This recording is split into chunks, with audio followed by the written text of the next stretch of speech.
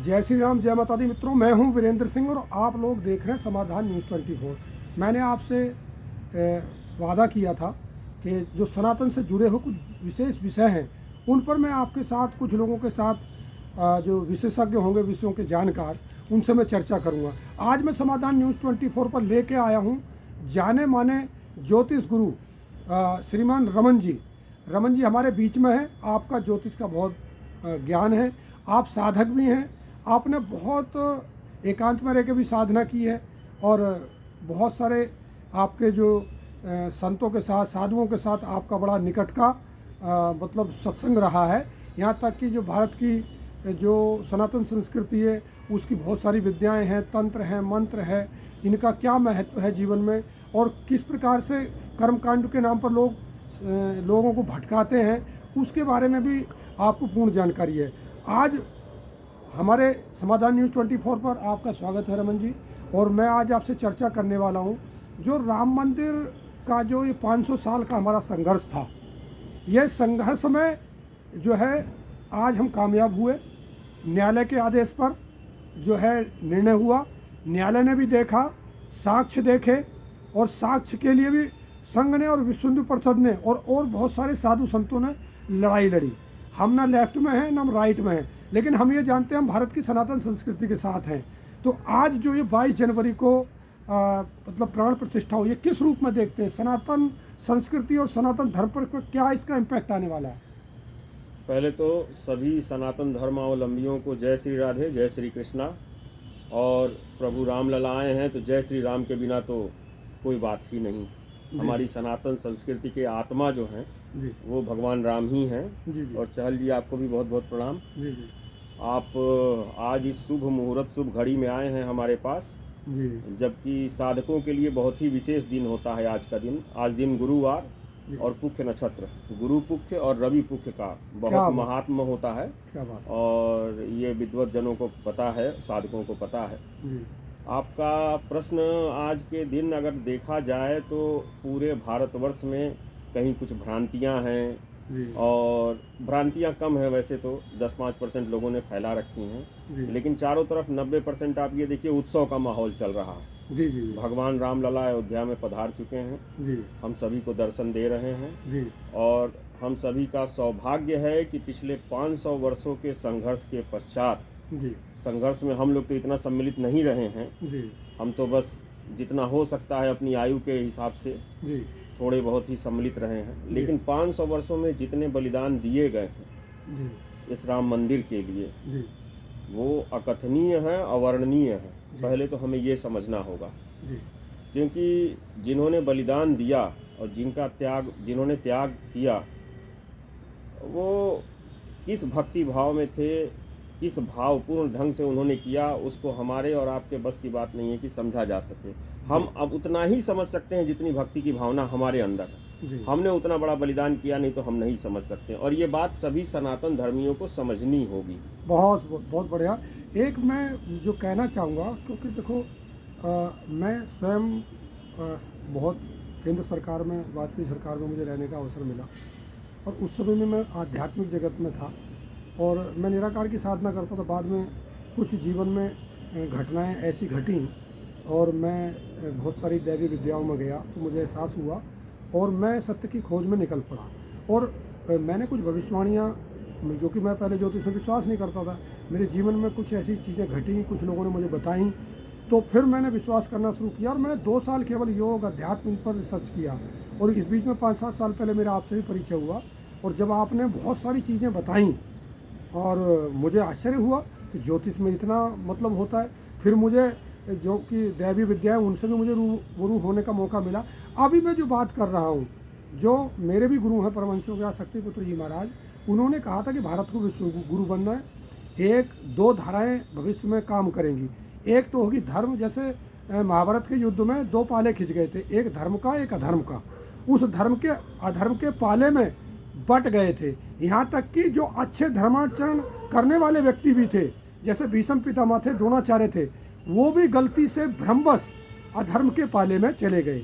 गुरुदेव जी ने यही कहा है कि अभी इस समय पूरे देश के अंदर एक परिवर्तन का चक्र चल रहा है। 2011 से युग परिवर्तन का चक्र शुरू हो गया है। इस समय संधि काल चल रहा है और नरेंद्र मोदी जी आए हुए हैं। मैं ये कह रहा था, नरेंद्र मोदी जी वास्तव में चेतना पुरुष हैं, वो साधक हैं और मैंने पिछली वीडियो डाली थी। मैं आपसे एक निवेदन करना चाह रहा था, अभी कुछ कांग्रेसी पत्रकार हैं जो मैंने उनको देखा है, वो कुछ ना कुछ निकालते रहते हैं। अब लोग गोदी मीडिया भी कहते हैं कुछ लोगों को, मैं मानता हूँ कुछ लोग ज़रूरत से ज़्यादा मोदी जी की तारीफ़ करते हैं, लेकिन हम जो मोदी जी में अच्छाई होती है हम उतनी ही बात करते हैं। मोदी जी अगर कोई कमी कर रहे होते हैं तो हम उसकी भी चर्चा करते हैं। जैसे हमने गोरक्षा को लेकर के विषय दिया है, अभी हम उससे संतुष्ट नहीं हैं, लेकिन फिर भी 80-90% लोग मानते हैं कि भाई मोदी जी अच्छा काम कर रहे हैं। अब कांग्रेस मानसिकता के पत्रकार, वामपंथी मानसिकता के पत्रकार जो शंकराचार्य जी को बहाना बना करके, शंकराचार्य जी जो बोलते रहे उसका हमेशा उन्होंने विरोध किया है, उस पर कभी चले नहीं, लेकिन उन्होंने कोई सुझाव दिया, उन्होंने कोई निर्देश दिया, उस पर मतलब कुछ व्यवस्थाओं में अगर उस दृष्टिकोण से नहीं बनी बात, तो वो ये कह रहे हैं कि गलत समय पर गलत मुहूर्त पर ये जो है प्राण प्रतिष्ठा हुई है और इसका परिणाम ये आएगा कि पूरे देश को और नरेंद्र मोदी जी को इसका दुष्परिणाम भोगना पड़ेगा और आने वाले समय में जितनी भी घटनाएं दुर्घटनाएं होंगी उसके लिए मोदी जी जिम्मेदार होंगे। आपका इस बारे में क्या कहना है?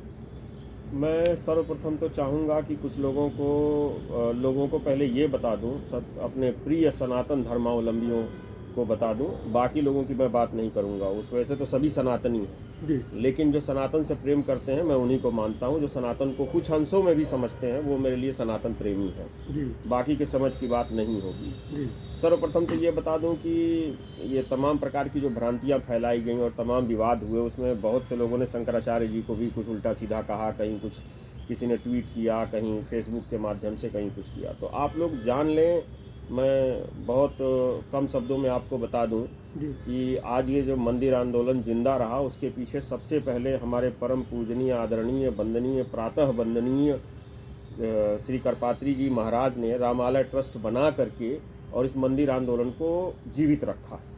तो उनका योगदान है, यानी शंकराचार्य जी लोगों का योगदान है। और भी बहुत बड़े बड़े योगदान हैं। नरसिम्हा राव के ज़माने में हमारे परम पूजनीय शंकराचार्य जी जो पूरी पीठ हैं, आज उन्होंने किस तरीके से बचाया, वो सब कुछ आजकल सोशल मीडिया पे है और वायरल भी है, लोग समझ सकते हैं। तो पहले तो उनके सम्मान में किसी को कुछ कहना नहीं चाहिए, ये सबसे प्रार्थना है। दूसरी चीज़ आते हैं नरेंद्र मोदी जी तक। तो हमारे लिए वो परम आदरणीय इसलिए हैं कि सनातन धर्मावलंबियों के साथ वो खड़े हैं। और बीजेपी का मैंने देखा है शुरू से, जनसंघ के ज़माने से लेके आज तक, उनकी जो सबसे ठोस और मजबूत जो वैचारिक स्थिति जो है वो 3 मुद्दों पे जो रही, जिनमें 370 और राम मंदिर रहे, कभी उन्होंने बदला नहीं, किसी भी परिस्थिति में नहीं बदला। और अंततः उसी का परिणाम है कि आज वहाँ परिचालित हो रहा है, रामलला आ चुके हैं। और जहाँ तक आप बात कर रहे हैं भविष्यवाणियों की, मैं इसी सोशल मीडिया के माध्यम से और चहल जी के भी चैनल के माध्यम से और आने वाले समय में संभवतः अपने भी चैनल के माध्यम से कुछ भविष्यवाणियाँ करूँगा। वैसे मेरी बहुत ज़्यादा इच्छा नहीं रहती है इन चीज़ों में, लेकिन भ्रांतियाँ इतनी फैलाई जा चुकी हैं कि अब ज़रूरत है कि कुछ लोगों को सत्य बताया जाए। जो सत्य अपने को पता है वो सामने रखा जाए। वैसे तो इस देश में बड़े बड़े संत हैं जो सत्य को सामने रखते हैं। अब जैसा कि चहल जी कह रहे हैं कि आने वाले समय में क्या होगा, आने वाले समय में ग्रहों की जो दिशा स्थिति है, जैसे शनि अपने घर में है और राहु केतु की स्थिति ऐसी है जो नीच के समान है। तो निसंदेह प्राकृतिक आपदाएं आने वाली हैं। अच्छा। और ये आज की बात नहीं है, ये सालों पहले लिखा जा चुका है। हाँ, मैं भी वीडियो सोशल मीडिया पर मैं देखता रहता हूँ। कुछ लोगों ने कहा है कि भाई 2024 में सितंबर के बाद या कुछ है, तो मुझे पता है, मुझे ऐसा ही लगा कि जो कुछ कांग्रेसी टाइप के लोग हैं उन्होंने कुछ ज्योतिषी से संपर्क किया होगा, उनसे गणित लगाया होगा कि भाई आगे क्या है, तो बोले आपदा, तो बोले जैसे ही आपदा आए ये मोदी जी के गले में डालनी है। हाँ, ये मुझे लगता है। मैं 2 शब्द सिर्फ शुरू में बोलूंगा कांग्रेस की। एओ ह्यूम की कांग्रेस है ये, जो 1857 की क्रांति के बाद बनाई गई थी। कुछ लोगों की जानकारी के लिए बता रहा हूँ जो कांग्रेस को प्रिय मतलब है या कांग्रेस से प्रेम करते हैं, वो जान लें कि इस पार्टी की स्थापना ही एक अंग्रेज ने की थी और इसलिए की थी कि 1857 की क्रांति दोबारा न हो। बस इतनी सी बात है, बाकी आप अपने ही रिसर्च करें तो ज़्यादा अच्छा रहेगा, उससे आपको ज्ञान होगा। अब आ जाते हैं कि कांग्रेस वाले और इनके जो पत्रकार हैं वो क्या कह रहे हैं, या इनके जो ज्योतिषाचार्य हैं क्या कह रहे हैं। देखिए, मेरा किसी भी ज्योतिषी से कोई वैर नहीं है, ना ही कि किसी के ज्ञान पर मैं उंगली उठाता हूँ। लेकिन आने वाले समय में जो प्राकृतिक आपदाएं आने वाली हैं वो किसी को नहीं छोड़ने वाली हैं, चाहे वो राजनीतिक व्यक्ति हो और चाहे वो धार्मिक जगत से जुड़ा हुआ व्यक्ति हो। अगर उसने धार्मिक मर्यादाओं को ताक पे रखकर और अपने स्वार्थवश उसका इस्तेमाल किया है, कभी भी किया है या आने वाले समय में अपने स्वार्थवश उसका इस्तेमाल करेगा अपने ज्ञान का, तो उसका नाश तय है। अच्छा। और आने वाले ये 6 सालों का मैं बता रहा हूँ, फिलहाल तो आने वाले 1.5 साल में बहुत कुछ होने ही वाला है, लेकिन आने वाले 6 सालों में आप देखेंगे 2029 तक पूर्ण परिवर्तन हो चुका है। जी। और आप जो आज ये नेता देख रहे हैं ना चहल जी, आपको जान के आश्चर्य होगा, इसमें से 70% नेता जो भ्रष्ट हैं और जिन्होंने धार्मिक मर्यादाओं को तोड़ते हुए धर्म संबंधी मामलों में अपना हस्तक्षेप करके और बहुत दुर्गति की है धर्म की, मैं क्या कहूँ, उनका समूल नाश हो जाएगा। उनका समूल नाश के करीब है और वो होगा ही। और वो ये सोचे कि वो मृत्यु को प्राप्त होंगे, ऐसा नहीं होगा। समूल नाश का मतलब ये नहीं होता कि वो मृत्यु को तुरंत प्राप्त होंगे। उनके सामने ऐसी ऐसी घटनाएं होंगी और उनसे संबंधित लोगों के साथ होंगी कि वो लोग कहेंगे ये हमारे साथ ही क्यों हो रहा है। पहले अपनी दुर्दशा को देखेंगे और उसके बाद वो अंततः अपनी गति को प्राप्त हो जाएंगे जो होना है। और वो शनि राहु केतु इनके माध्यम से, ये जो ग्रह है ना, इनके माध्यम से ज्ञान की प्राप्ति कराएंगे ताकि उनका ये जन्म न सुधर सके अगला जन्म सुधर जाए। मेरा मानना है ज्योतिष के माध्यम से, शास्त्र के माध्यम से, कि हम जब एक अपने जन्म की हमारी अंत होती है तो दोबारा हम वहीं से शुरू करते हैं, कभी भी हम अलग से शुरुआत नहीं करते हैं। जहाँ से हमारा अंत होता है वहीं से शुरू करते हैं। मैं समझ गया। तो वो सभी लोग इस जन्म से ज्ञान लेके जाएंगे और अगले जन्म से वहीं शुरुआत करेंगे और ततः उनका कल्याण ही होगा। ये ठीक है कि ग्रहों नक्षत्रों के कारण, आपदाओं के कारण वो अपनी अधोगति को प्राप्त होंगे, लेकिन ज्ञान उनको मिल जाएगा इस जन्म में। और मेरी भी भगवती से ये प्रार्थना है कि ऐसे राजनीतिज्ञ या ऐसे धर्मज्ञ जो धर्म के मामलों में अपना धार्मिक मर्यादाओं को तोड़ते हुए हस्तक्षेप करते हैं, उनको ज्ञान की प्राप्ति हो ताकि सनातन धर्म का उत्कर्ष हो सके। बस मैं यही कहना चाहूँगा। मैं समझ गया। बहुत वीडियो लंबा हो जाएगा, हम और किसी विषय पर दोबारा चर्चा करेंगे। लेकिन आज जो मैं जानना चाह रहा था कि आपने कहा कि आने वाले 5-6 सालों में कुछ प्राकृतिक आपदाएं हैं। हाँ, इसमें मैं आपको एक डेट दे रहा हूँ। अच्छा। क्योंकि वीडियो लंबा हो रहा, सही कह रहे हैं। हाँ। आने वाले समय में फरवरी 2025 से लेकर के और जून 2025 का समय अभी तक के कालखंड में पिछले मैं समझता हूँ पिछले 70-75 सालों में सबसे बुरा समय होगा। और केवल देश के लिए नहीं, पूरे अंतर्राष्ट्रीय जगत पे होगा। पहले ये लोग जान लें कि ऐसा नहीं कि मोदी विरोध में अंधे होकर के उन्होंने कह दिया कि इस वजह से हो रहा है, इस वजह से हो रहा है, प्राण प्रतिष्ठा सही टाइम पे नहीं हुई। काशी विद्वत परिषद के द्वारा ये डेट निकाला गया है, ये समझिए। काशी विद्वत परिषद जाकर के पता लगाइएगा क्या चीज़ है। जी। ठीक है ना। तो शंकराचार्यों की नियुक्ति में अंतिम मोहर उसकी होती है, बस इतना ही लाइन कहूँगा, काशी विद्वत परिषद की। तो उनके द्वारा निकाला गया डेट है, अर्थात इस पे हमें संदेह करने की जरूरत नहीं है। पहले तो ये समझिए, हमारा जो अल्प ज्ञान है हम उसके माध्यम से बता दें। दूसरा, अभी सितंबर से भी कुछ टाइम खराब है और वैसे तो अक्टूबर से शुरू हो चुका है, लेकिन वो धीरे धीरे आगे क्रमशः चलता जाएगा और समय खराब होता जाएगा। वैसे आप इसे ये कहते हैं जैसे बड़ा आपदा वाला खराब समय आ रहा है, मैं इसको दूसरी तरीके से लेता हूँ। जैसे हमारे गुरुजी परमहंस हो गया शक्तिपुत्र जी महाराज, उन्होंने भी कहा है कि आने वाला समय बड़ा मतलब विकट है, लेकिन वो उन लोगों के लिए विकट है जो लोग मतलब धार्मिक नहीं, जो लोग साधना नहीं करते, जो एक्चुअल में जो साधना करते हैं।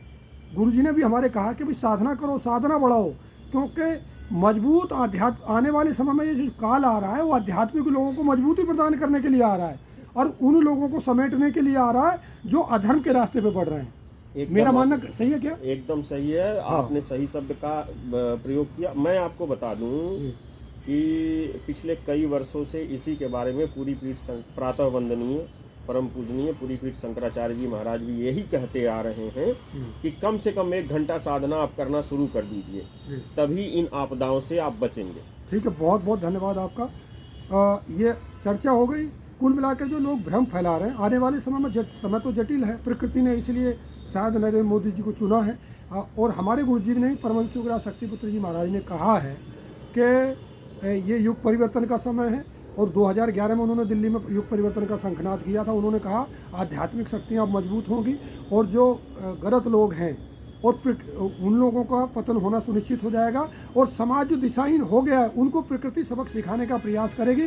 कोरोना भी इसलिए आया था, इस कोरोना में भी जो आध्यात्मिक लोग थे वो फिर भी ठीक रहे, उनकी मनस्थिति ठीक रही, लेकिन जो धार्मिक नहीं थे, आध्यात्मिक नहीं थे, उनको कष्ट हुआ।